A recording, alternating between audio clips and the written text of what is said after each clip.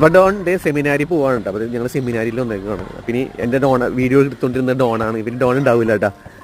അല്ലേ ഡോൺ പറയാനല്ലോ ഇല്ല, സന്തോഷമല്ലേ ഉള്ളൂ. അടുത്ത ദിവസം ഞാൻ തിരിച്ചറിയാം കേട്ടാ.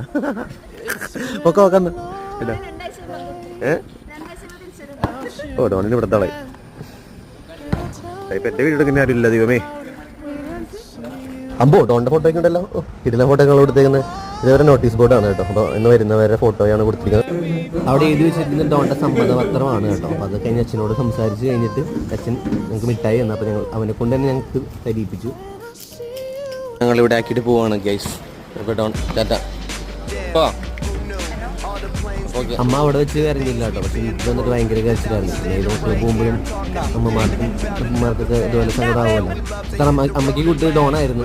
എനിക്കാണെങ്കിലും ഡിയോണാണെങ്കിലും എന്തെങ്കിലും പറയുമ്പോൾ ചെയ്തു തരാൻ ഒരാളുണ്ടായിരുന്നു. ഇനിയിപ്പോൾ അതില്ല. ഇനിയിപ്പോൾ ഡോൺ ഒരു വർഷം കഴിഞ്ഞിട്ട് വരുള്ളൂ. എന്നാലും